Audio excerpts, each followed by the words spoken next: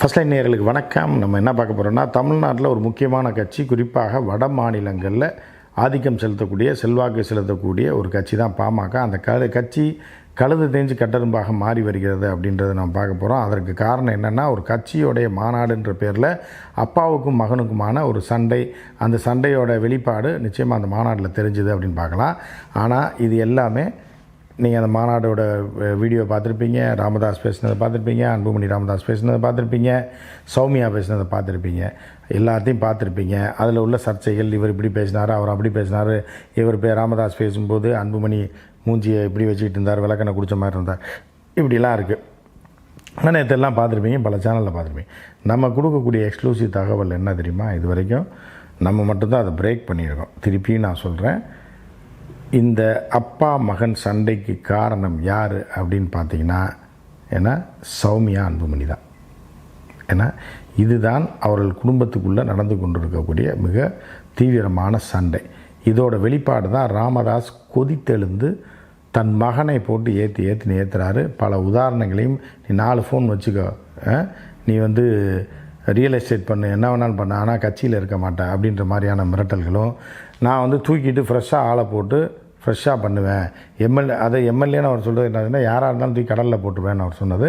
So அவரோட ஸ்பீச்சை கேளுங்க, விட்டு நான் போடுறேன். அதுக்கான அர்த்தத்தை, உள்குத்து என்னன்றதை நான் சொல்கிறேன். சும்மா ஏமாற்றிட்டு நான் கோட்டைக்கு போவேன்னா எங்கே போகிறது? கோட்டை போய் கிட்ட நின்று வெளியில் நின்று பார்த்துட்டு வரலாம். இதெல்லாம் நடக்காது தம்பி, நடக்காது கண்ணு. அதனாலே நீ உன்னை திருத்திக்கொள். இதெல்லாம் நடக்காது தம்பி, நடக்காது கண்ணு.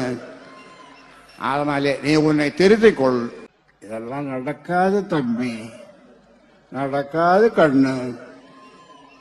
அதனாலே நீ உன்னை திருத்திக்கொள்.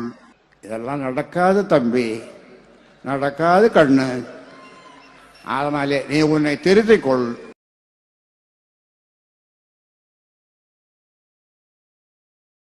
ஜெயபாஸ்கர் எழுதி புஷ்பவனம் குப்புசாமி அவர்கள் பாடியிருப்பார்கள், இந்தியாவில் இதுவரை இது போன்ற ஒரு மனிதரை, ஒரு தலைவரை கண்டதுண்டா என்று.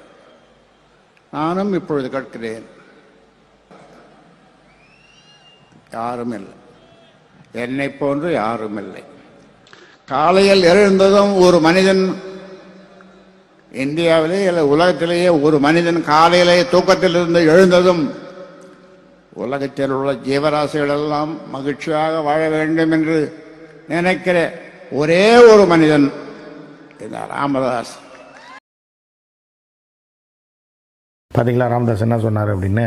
ஸோ இப்படி தொடர்ந்து ஆவேசமாக, தம்பி வேணாம் தம்பி, இருக்காத தம்பி, இப்போ இந்த காட்சியை பாருங்கள். இதெல்லாம் தன் மகனுக்கு அவர் கொடுத்த எச்சரிக்கைகளில் ஒரு கொதிப்பு உள்ள தெரியும். அதே நேரத்தில் கொஞ்சம் அடக்கி வாசி, பேரை மட்டும் சொல்லாமல் அன்புமணிக்கு மறைமுகமாக ஒரு மிரட்டலை விட்டுருக்கிறார். அந்த காட்சியை பார்த்துருங்க. உங்களை நம்பி தேர்தலில் இறங்கினால் அவ்வளோ.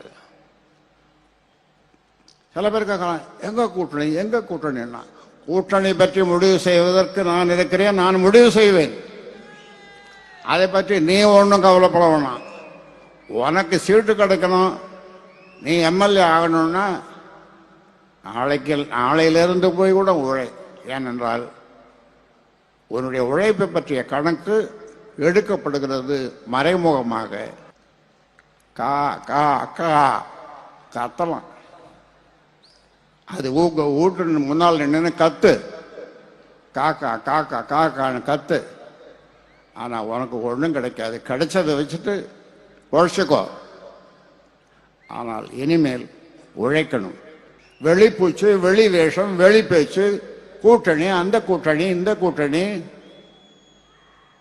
கட்சிக்குள்ளே கூட்டணி, கட்சிக்குள்ளே கூட்டு, இதெல்லாம் நடக்காது தம்பி, நடக்காது கண்ணு. அதனாலே நீ உன்னை திருத்திக்கொள். இல்லை என்று சொன்னால், இன்னும் 4 செல்போன் வச்சிருக்கிற, இன்னும் 4 வாங்கிக்க, பொழைச்சிக்கோ, ரியல் எஸ்டேட் பண்ணிக்கோ. ஆனால் நீ இந்த கட்சியில் பொறுப்பில் இருக்கவே முடியாது.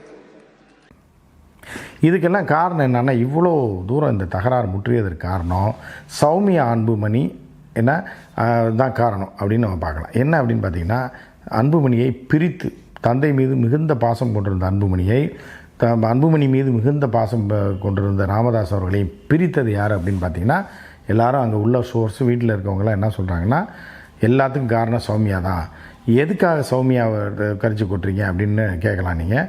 பட் என்னன்னு பார்த்திங்கன்னா, ராமதாஸ் அவர்கள் ஆரம்பத்தில் இந்த கட்சியை ஒரு வன்னியர் சங்கமாக ஆரம்பித்து அவருடைய உழைப்பு, அவருடைய போராட்டம் அதில் தான் வந்தது ஆரம்பத்தில்.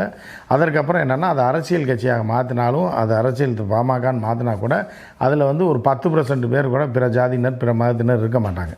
ஒரு 5% பேர் சும்மா பேருக்கு 2 பாய், வேறு 2 பேரை சேர்த்து வச்சுருந்தார். ஆனால் அவருடைய நோக்கங்கள்லாம் நல்லா இருந்துச்சு. ஆரம்பத்தில் என்ன பாருங்கன்னா, தாழ்த்தப்பட்ட ஒருவரை தான் பாமக ஆட்சிக்கு வந்தால் முதலமைச்சர் ஆக்குவோம்லாம் சொன்னார். அது சில பேர் வடையை சுட்டா கூட சரி ஒரு இதுக்காகனாலும் சொன்னாரே அப்படின்ற மாதிரி இருந்த ராமதாஸ் இன்றைக்கி என்ன ஆயிடுச்சுன்னா, அவர் தன்னை தானே கடவுள்னு சொல்லிக்கிற அளவுக்கு ஒரு பித்து பிடித்த நிலைக்கு போயிட்டார். அதுக்கு காரணம் என்னென்னா, சௌமியா அன்புமணின்றாங்க. ஏன்னா சௌமியா அன்புமணி கட்சியை டேக் ஓவர் பண்ணுறதுக்காக முயற்சி பண்ணுகிறார்.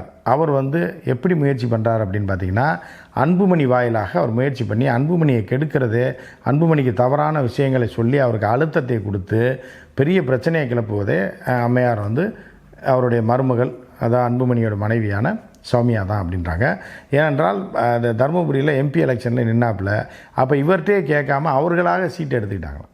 எடுத்துகிட்டு நான் இங்கே போட்டி போட போகிறேன், நீ யார்கிட்ட வேணாலும் போய் சொல்லி கேட்போ, யார் கட்சி இது, தலைவன் நீ தானே அப்படின்னு கணவரை மிரட்டி கையெழுத்து போட லெட்டர் கொடு, நான் போய் நிற்க போகிறேன் அப்படின்றதுலேருந்து அடுத்து தன்னுடைய 2 மகள்களையும் ஒருவர் பின் ஒருவராக எம்எல்ஏ ஆக்கி 2026 தேர்தலில் எம்எல்ஏ ஆக்கிறதுக்கு தயாராக இருக்கார் அப்படின்ற ஒன்று.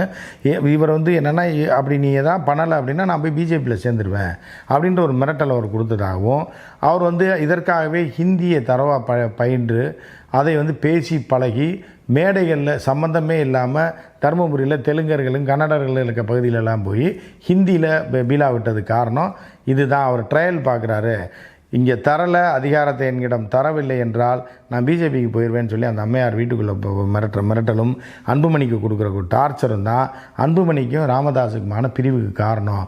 அதே மாதிரி அன்புமணி எதையும் நினைக்க மாட்டார்.